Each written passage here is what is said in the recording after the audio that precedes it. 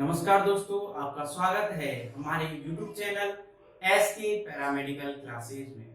जैसा कि दोस्तों आपको पता है कि हम अपने इस चैनल के माध्यम से पैरामेडिकल स्टूडेंट्स के लिए क्लासेस प्रोवाइड कराते हैं।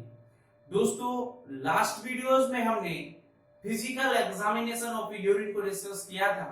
यदि आपने वो हमारे वीडियोस नहीं देखे हैं तो उन वीडियोस का लिंक हमने अपने डिस्क्रिप्शन बॉक्स में दिया हुआ है, आप वहां से देख सकते हैं। चलिए दोस्तों, आज अपन स्टार्ट करेंगे यूरिन एनालिसिस का second topic, chemical examination of urine.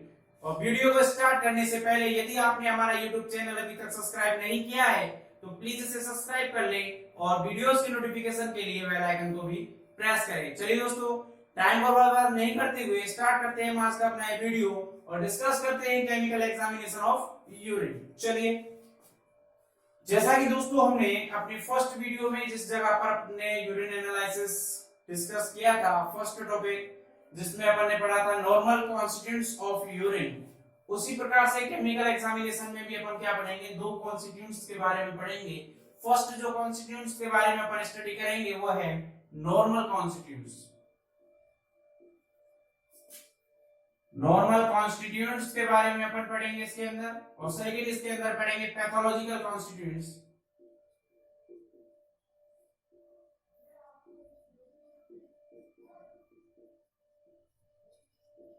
First जो है नॉर्मल कॉन्स्टिट्यूएंट्स, हमने अपनी लास्ट वीडियोस में देखा था कि नॉर्मल कॉन्स्टिट्यूएंट्स में दो प्रकार के कॉन्स्टिट्यूएंट्स थे, एक तो ऑर्गेनिक सब्सटेंस थे और एक इनऑर्गेनिक थे।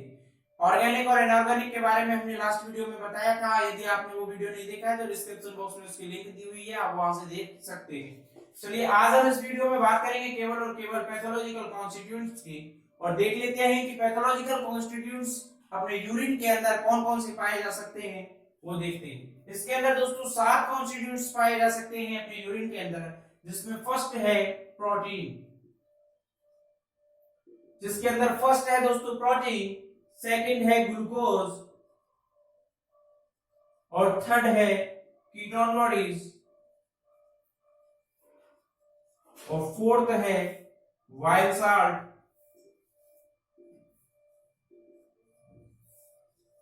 और फिफ्थ है वाइल्ड पिगमेंट,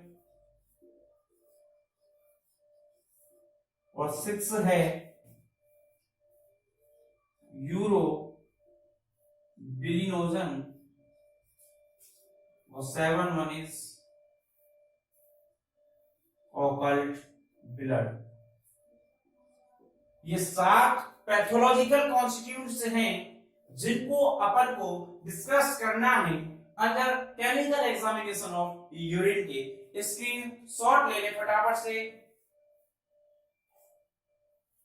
ओके दोस्तों, अब अपन स्टार्ट करेंगे अपना फर्स्ट कॉन्स्टिट्यूएंट्स, अपना फर्स्ट कंडीशन, पैथोलॉजिकल कंडीशन अपनी, वो है प्रोटीन। प्रोटीन के बारे में आज अपन डिस्कस करेंगे, देखेंगे कि प्रोटीन के लिए अपन कौन सा टेस्ट करते हैं, वो सारी चीजें अपन यहाँ डिस्कस करेंगे। फर्स्ट टॉपिक है अपना प्रोटीन। ठीक है दोस्तों, अब अपन को यूरिन एनालिसिस के अंदर प्रोटीन को पढ़ना है कि यूरिन के अंदर जो प्रोटीन आता है वो कैसे अपन डिटेक्ट करते हैं, कैसे पता लगेगा कि हमें यूरिन के अंदर प्रोटीन की मात्रा डिस्चार्ज होने लग गई है। चलिए दोस्तों, स्टार्ट करते हैं। फर्स्ट चीज तो, यदि प्रोटीन इंक्रीज हो जाता है यूरिन के अंदर, यदि यूरिन के अंदर प्रोटीन की मात्रा इंक्रीज हो जाती है तो उस कंडीशन को कहते हैं प्रोटीन यूरिया। प्रोटीन यूरिया, इस कंडीशन को बोला जाता है प्रोटीन यूरिया। किस कंडीशन को बोला जाता है दोस्तों प्रोटीन यूरिया? कि जब प्रोटीन की मात्रा, क्या प्रोटीन की मात्रा जब इंक्रीज हो जाती है यूरिन के अंदर तो उस कंडीशन को बोला जाता है प्रोटीन यूरिया। यानी कि excretion of proteins in urine it called protein urea. ठीक है दोस्तों, प्रोटीन यूरिया की बात हुई। अब अपन देखते हैं कि प्रोटीन यूरिया किस किस की वजह से हो सकता है। चलिए, तो दोस्तों प्रोटीन यूरिया किसे कहते हैं कि इंक्रीज हो जाए प्रोटीन की अमाउंट, अगर प्रोटीन का अमाउंट यदि इंक्रीज कंडीशन में यूरिन के अंदर आता है तो उसे प्रोटीन यूरिया कहते हैं। और यह प्रोटीन यूरिया किस किस चीज की वजह से हो सकता है, यानी कि प्रोटीन की अधिकतम मात्रा हमारे यूरिन के अंदर कब डिस्चार्ज होने लग जाती है, वो है किडनी फेलियर, या कोई पेशेंट यदि किडनी का फेलियर है या किडनी डिजीज है उस पेशेंट के, तो उसे क्या होगा, प्रोटीन यूरिया डिसऑर्डर हो जाता है।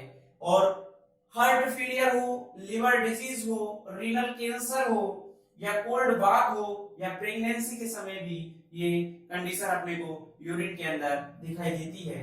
और इन्फेक्शन इन यूटीआई, यानी कि यूरिनरी ट्रैक्ट इन्फेक्शन, यूरिनरी में यदि कोई इन्फेक्शन हो जाता है तो वह कंडीशन प्रोटीन यूरिया कंडीशन को डिजीज दिखाने लगता है आफ्टर बिगर एक्सरसाइज, या फिर अपन बहुत ज्यादा एक्सरसाइज करते हैं तब प्रोटीन यूरिया हमें दिखाई देता है। चलिए अब देखते हैं कि अपन इसके अंदर कौन से टेस्ट परफॉर्म करते हैं।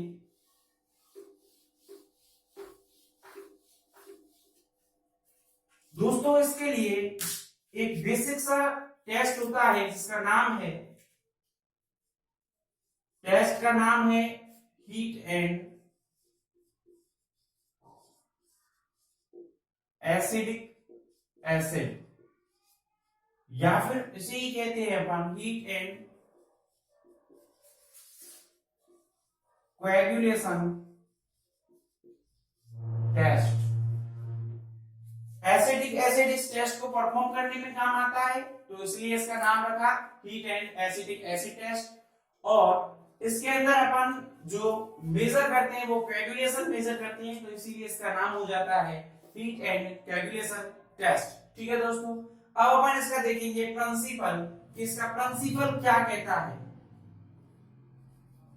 इसका प्रिंसिपल क्या कहता है, इसका प्रिंसिपल है जब अपन जो सैंपल हमारे लिए दिया गया है उस सैंपल को अपन आइसो इलेक्ट्रिक पीएच पर अगर हीट कराते हैं तो उसके अंदर क्या अपन मेजर करते हैं, वो प्रोटीन पार्टिकल क्या बना लेता है, कोवैलेंट बना लेता है, जिससे हमें डिटेक्ट कर सकते हैं कि जो हमारे पास में यूरिन का जो सैंपल आया है उसके अंदर प्रोटीन की क्या है, मात्रा है। और इसीलिए उस व्यक्ति को कौन सा डिसऑर्डर हुआ है, प्रोटीन यूरिया। देख लेते हैं, when a given sample is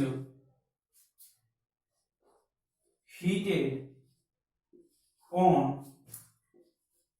isoelectric pH, protein particle या molecule, protein molecule form a coagulum। ठीक है दोस्तों, ये क्या है, इसका प्रिंसिपल है और इस प्रिंसिपल के ही बेस पर अपना क्या होता है, प्रोसीजर होता है। राइट कर रहे हैं, फटाफट से लिख लें या फिर इसका स्क्रीनशॉट ले लें। नेक्स्ट बात करते हैं अपन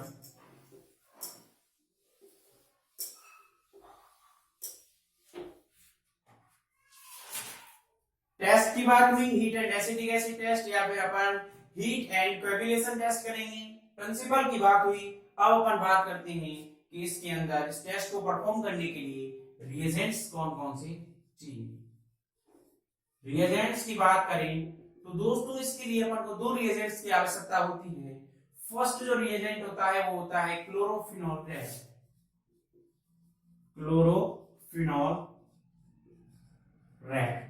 ठीक है दोस्तों, सेकंड जो अपन रिएजेंट इसके अंदर काम में लेते हैं वो होता है 1% एसिडिक एसिड।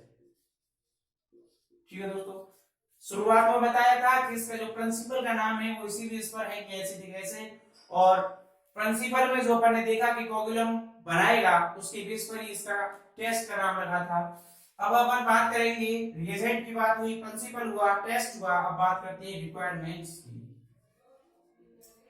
रिक्वायरमेंट्स कि इस टेस्ट को परफॉर्म करने के लिए हमें कौन कौन से एपरेटस की जरूरत पड़ेगी, इस टेस्ट को परफॉर्म करने के लिए हमें किस किस इक्विपमेंट्स की जरूरत पड़ेगी वो देखते हैं। कि फर्स्ट इक्विपमेंट जो इसके अंदर हम लेंगे वो लेंगे टेस्ट ट्यूब, सेकंड लेंगे टेस्ट ट्यूब रैक,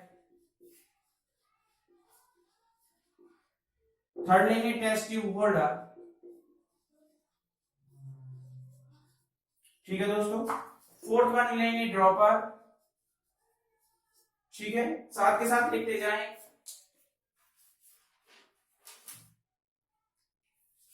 लिख लिया। फिफ्थ वन और लिख लीजिए स्प्लिट लैंप, फटाफट लिख लें, स्क्रीनशॉट ले लें, फटाफट लिख लें या फिर स्क्रीनशॉट ले लें। अगला पॉइंट है दोस्तों प्रोसीजर, ठीक है। रिएजेंट्स की बात की, इक्विपमेंट्स की बात की और प्रिंसिपल की बात की। अब बात करते हैं प्रोसीजर की कि हमें ये प्रोसीजर किस प्रकार से करना है। तो साइड में आपको ये छोटा सा डायग्राम दिख रहा है। इस डायग्राम से ये प्रोसीजर बिल्कुल क्लियर होता है कि स्प्लिट लैंप लिया और स्प्लिट लैंप पर सबसे पहले क्या लिखा हुआ है, ठीक है, टेस्ट ट्यूब ले ली हमने, उसको फिल किया 2/3 part with the given sample, यानी गिवन सैंपल कौन सा है, अपना यूरिन है। यूरिन हमको दिया हुआ है, उसे 2/3 पार्ट, कितना 2/3 पार्ट उसको यूरिन से फिल कर लेंगे और 1 to 2 ड्रॉप्स क्लोरोफिनॉल रेड की मिक्स करेंगे। कब तक, जब तक पिंक कलर क्या नहीं हो, अपीयर ना हो। पिंक कलर अपीयर ना हो तब तक अपन क्या करेंगे, 1 to 2 ड्रॉप्स क्या डालेंगे उसमें, क्लोरोफिनॉल रेड डालेंगे। उसके बाद में 1% acetic acid drop by drop डालेंगे, 1% acetic acid drop by drop until very faint pink color appear, यानी कि जब तक गहरा पिंक कलर appear ना हो तब तक हमें उसमें क्या डालना है, 1% एसिटिक एसिड डालना है। वो कैसे डालना है, ड्रॉप बाय ड्रॉप डालना है। दिस इंडिकेट, और यह दिखाएगा isoelectric pH for albumin, albumin की मात्रा को आइसोपीएच इलेक्ट्रिक दिखाएगा। Now hold the test tube, नीचे डायग्राम में देखते जाएं साथ ही साथ। Now hold the test tube, यानी कि टेस्ट ट्यूब को पकड़ना है फ्रॉम द बॉटम, बॉटम से, कहां से पकड़ना है, बॉटम से पकड़ना है, and heat the upper portion, और हीट कराना है किसको, अपर पोर्शन को, प्रोटीन ऑफ द सैंपल, ठीक है दोस्तों। इफ अपीयर डेंस व्हाइट कोगुलम, अब इसको अपन ने क्या किया, हीट किया। हीट करने के बाद में यहां पर क्या बनेगा, एक व्हाइट कोगुलम बनेगा। क्या बनेगा, एक व्हाइट कोगुलम बनेगा। यदि यहां पर हमें व्हाइट कोगुलम दिखता है तो confirm the presence of protein in urine, और ये कंफर्म हो जाता है कि हमारे यूरिन के अंदर या जो सैंपल हमें दिया गया है उसके अंदर क्या है, प्रोटीन की मात्रा है। फटाफट स्क्रीनशॉट ले लें इसका। ओके, चलिए अब हमने ये बात की, अब इसके बाद में देखते हैं कि इसके रिजल्ट्स क्या होंगे। इसकी ऑब्जर्वेशन जो हमने यहां देखा डायग्राम के अंदर वह देखेंगे। इसका लास्ट टॉपिक है ये, इस ऑब्जर्वेशन। अपन को ऑब्जर्व क्या करना है इस टेस्ट के अंदर, वो चीज देखेंगे। यदि व्हाइट कोगुलम प्रेजेंट होता है, if presence of white coagulum, तो क्या है, प्रोटीन प्रेजेंट होगा, ठीक है दोस्तों। यदि presence of white coagulum, if presence of white coagulum in urine, यानी यूरिन के अंदर जो अपन ने जो टेस्ट किया, हीट किया, उसके अंदर हमें अगर व्हाइट कोगुलम दिखता है तो टेस्ट अपना कैसा होगा, प्रेजेंट होगा, ठीक है दोस्तों। इफ एब्सेंट ऑफ व्हाइट कोगुलम,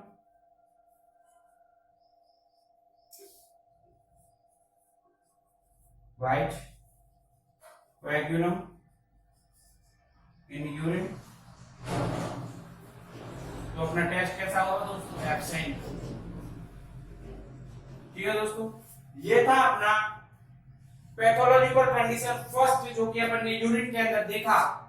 यदि आपको हमारा ये वीडियो पसंद आया हो तो आप इसे लाइक करें, शेयर करें और कमेंट करें, और अपने दोस्तों को भी बता दें कि एसके पैरामेडिकल क्लासेस पर free of cost paramedical students के लिए ऑल सब्जेक्ट्स की क्लासेस प्रोवाइड की जा रही हैं। थैंक यू दोस्तों।